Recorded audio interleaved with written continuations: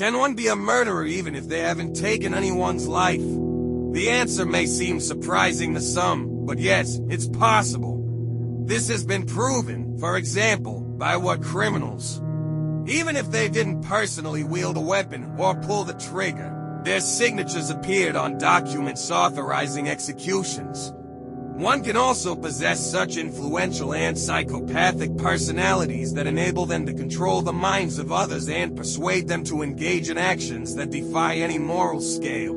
This is largely how cults operate, initially tempting with ambitious slogans full of references to spiritual development and life transformations, then ensnaring individuals, progressively isolating them from family and loved ones until they have complete control over every thought of the recruit.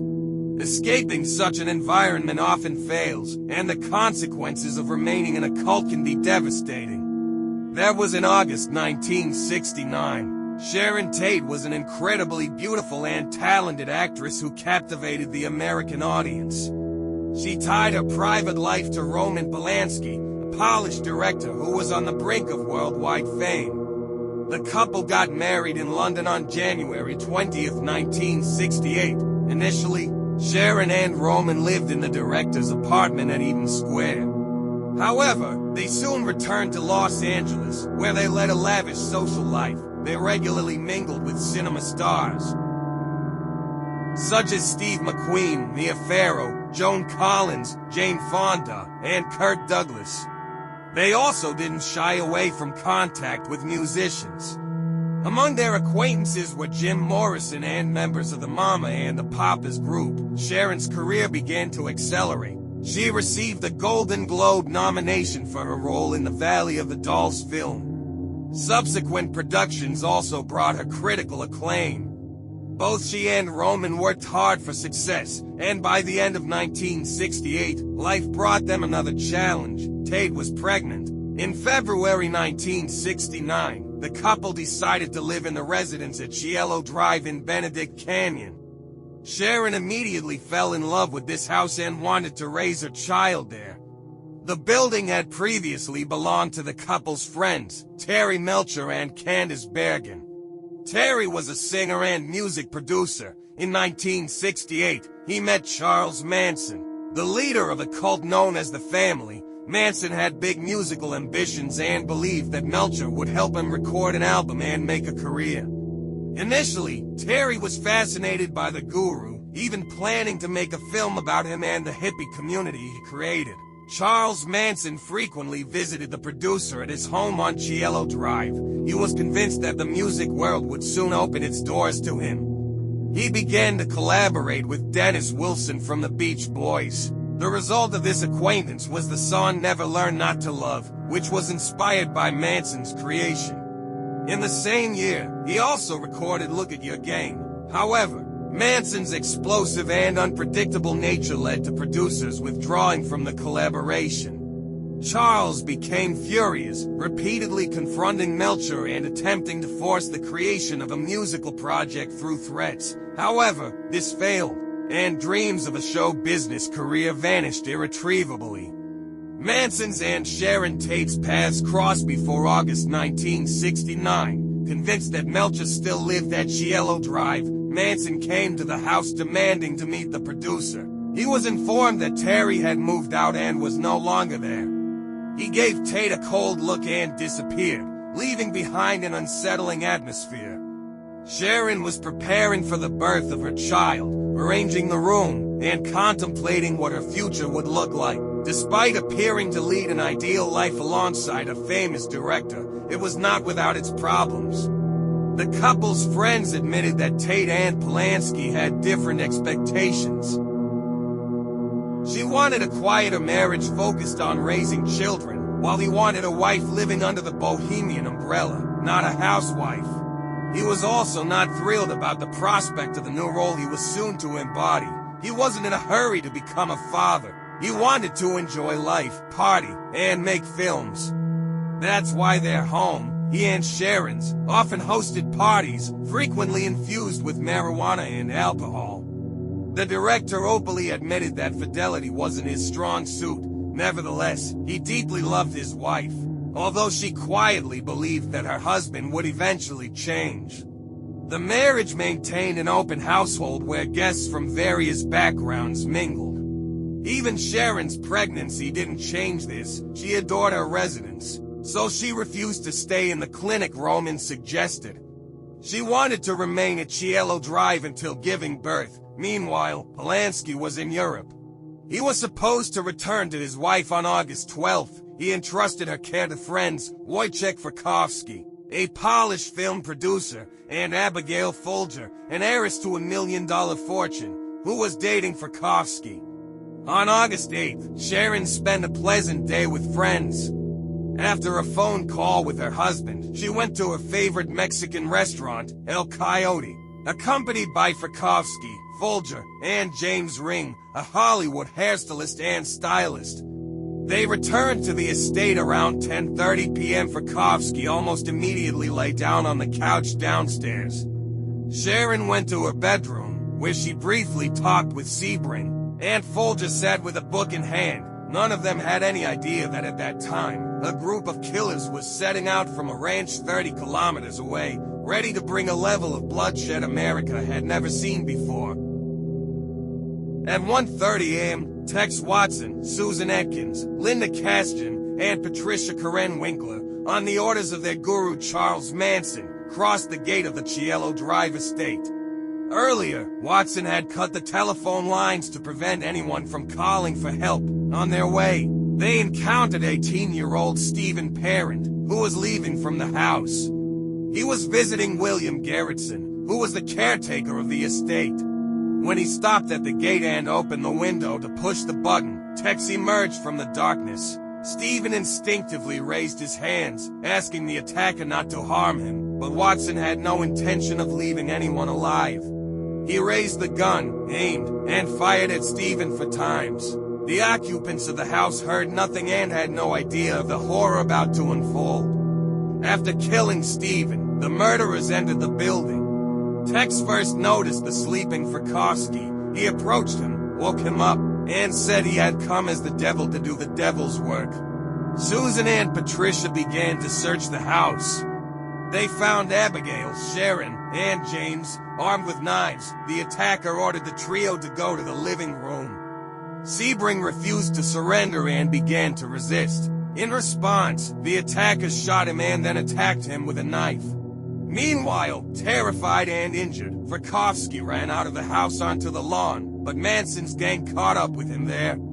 A similar fate befell James, who was also shot and stabbed. Abigail suffered the same fate. She'd tried to save herself by fleeing across the lawn. In the living room, Sharon Tate remained on the sofa, pleading with the attackers to let her live and give birth to her child. She'd begged for 2 weeks. That's how much time she had left until her due date. She said the attackers could kill her later. Susan Atkins then approached her and replied, "Listen, I don't care about you. Neither you nor your child. You're going to die. And you better get used to it." The murderers brutally took her life. At the end of the massacre, Atkins grabbed a towel. Sharon dipped him in blood and wrote the word pig on the door.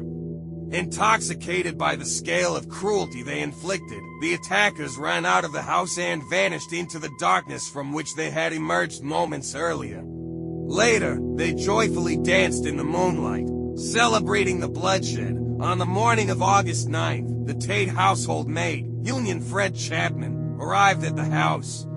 Almost immediately, she discovered the horrifying crime scene.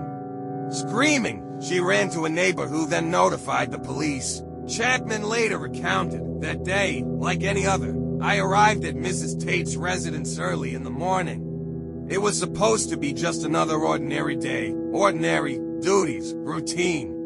After all these years as Mrs. Tate's maid, but it wasn't, even at the door. I knew something terrible had happened. They were all covered in blood. I hoped it was just the mischief of some hooligans. But no, the doors were unlocked, and inside ... It was the most horrifying thing I've ever seen in my life. Everything was splattered with blood, the walls smeared with it, and Mrs. Tate and those other people. I couldn't believe what beast could do such a thing." The officers were soon on the scene. they first found Stephen Parent, whom the cult killed shortly after entering the estate. In the house, they found the mutilated bodies of Sharon Tate and James. They were in the living room, tied together with a rope around their necks and thrown over a ceiling beam. Frykowski and Volker lay on the lawn in front of the house. The autopsy revealed that Sharon Tate had been stabbed 16 times. Another victim had been struck 51 times. During the search of the estate, they found William Garrettson. According to the police, he was absent, and his eyes were vacant. He was immediately arrested as a potential suspect in the gruesome crime. He underwent a lie detector test, but it quickly became evident that his version of events was true, and he had nothing to do with the murders. Investigators were faced with an extremely difficult task. They had to find the perpetrators, although they had no evidence. The news of the tragic night reached Roman Polanski. He immediately interrupted his trip to London and returned to Los Angeles. He was shaken by what had happened, and his friends worried that this tragedy would completely break him. The press raced to publish further articles about Sharon, often accusing her and Roman of a party lifestyle. The director then called a press conference, aiming to put an end to all speculation about his tragically deceased wife. But the Manson family murder story doesn't end with Sharon Tate and her friends. On August 10th, the day after the massacre at the director's house, Charles pointed out another target to his family. It was the home of Lino and Rosemary LaBianca, a middle-aged couple. In the middle of the night, Charles entered the residence, looked around, and spotted Lino asleep. He then left the building and returned shortly after with Tex. Mr. LaBianca was awake and terrified as he looked at the stranger standing right in front of him. Manson went upstairs and woke up the sleeping Rosemary. After a while, he approached Tex and instructed him to tie up Lino with a belt and a lamp cord. At the same time, he assured the victim that he was only interested in robbery and wouldn't harm him. However, Charles lied. As he left the house, he ordered two female followers to kill the homeowners. He fled the scene. Watson attacked Lino with a bayonet, while his acquaintances dealt with Rosemary. However, the woman resisted, so Tex soon joined the attacker. Mrs. LaBianca received a total of 41 knife and bayonet wounds.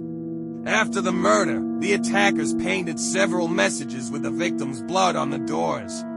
One of them read "Death to Pigs," another "Helter Skelter," which was Manson's gang slogan. Charles added his ideology to the song by the Beatles. Manson claimed that there would be a race war instigated by black people, resulting in the extermination of most white people. He and his family were supposed to survive by hiding in a safe place. Charles, even after his arrest, spoke about Helter Skelter in a slightly different tone. It's a fantasy, worse than a fantasy. It's a fairy tale, it's a comedy, a tragic comedy. So the police had brutal crimes occurring one after another day by day. Panic gripped Los Angeles. Some movie and music stars were convinced they were the targets of the killers. Therefore, they abandoned their properties and left the city. During James Spring's funeral, Steve McQueen showed up armed, fearing for his own life. For the first time, investigators focused on the Manson family.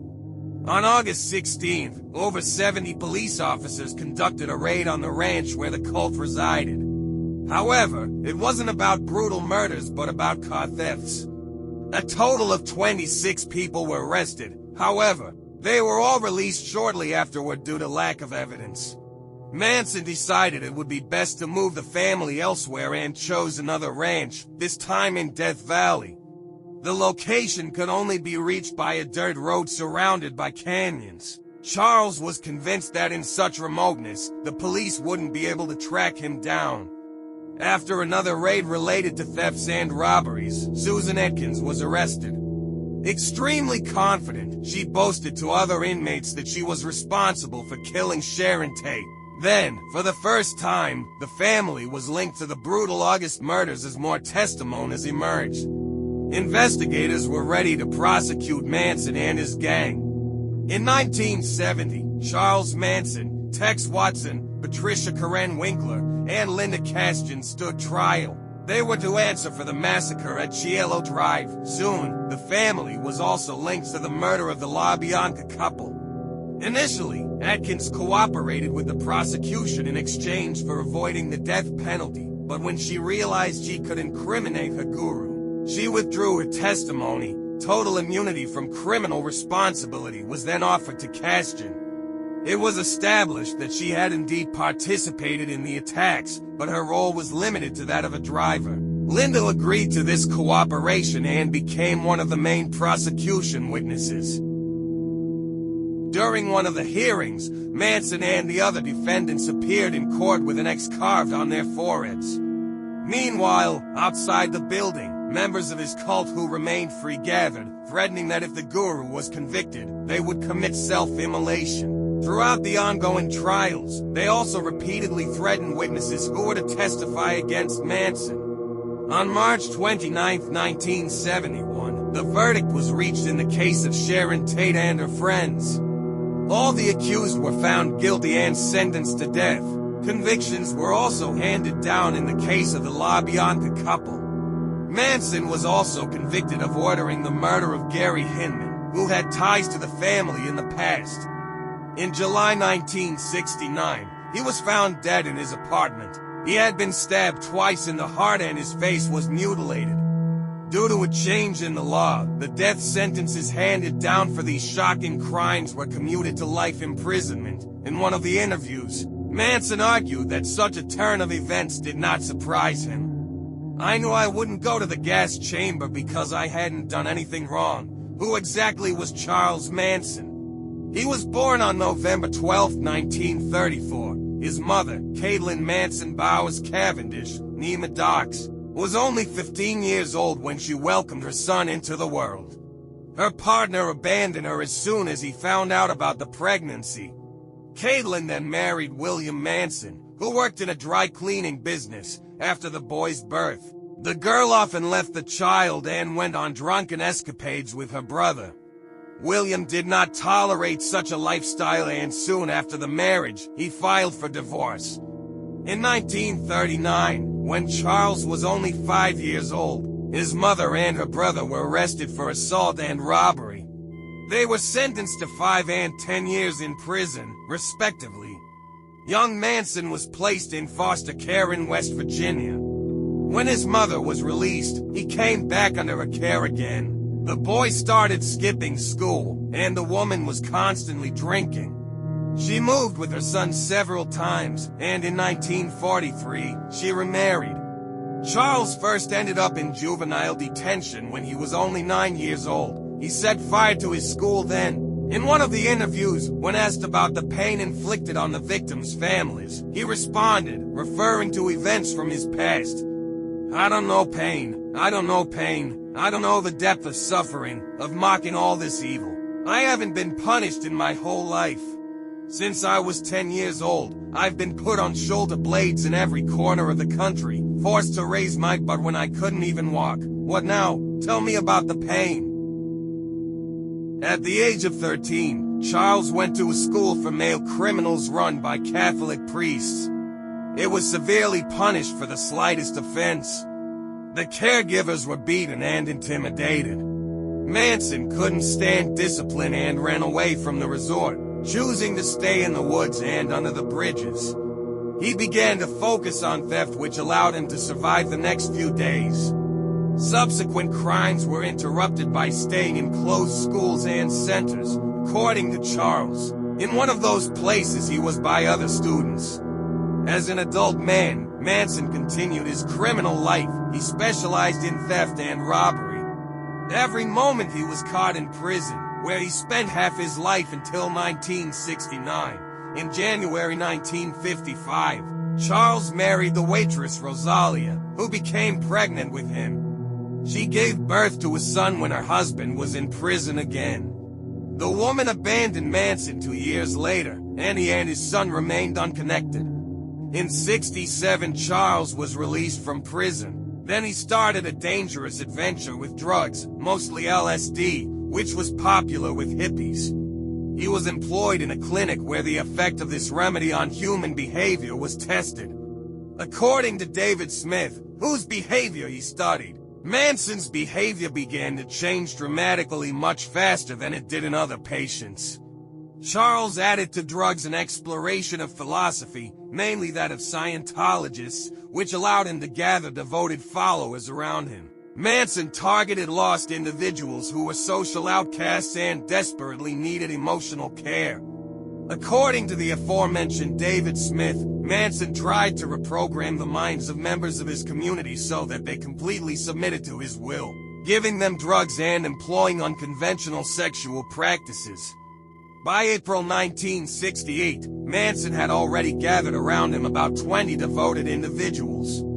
In the meantime, he briefly landed in jail, including on charges of drug possession. By the end of 1968, he openly spoke about the impending apocalypse and race war. He also used the aforementioned phrase helter-skelter. He kept his family in constant fear and belief that blacks were preparing for a final battle with whites, which never came. He convinced his followers that they had to initiate it.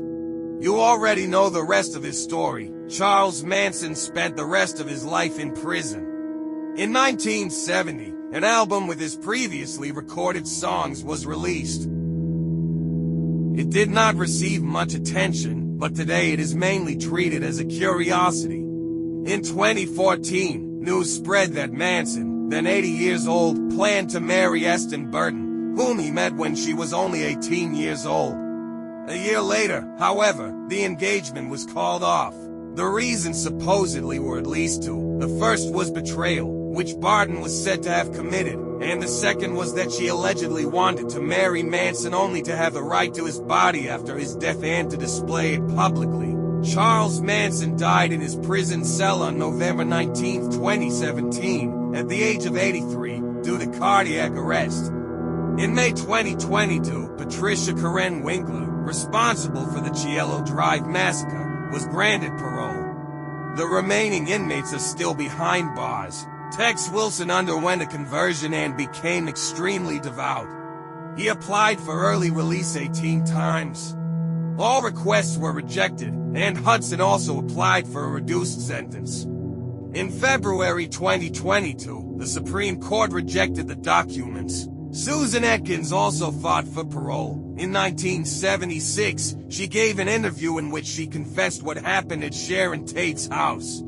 I remember getting into the car with Tex. We drove up to the house with instructions to kill everyone inside. They sat me down to watch Sharon Tate. She spoke to me. I remember at that time, I felt nothing. I felt absolutely nothing when she begged for her life and the life of her child.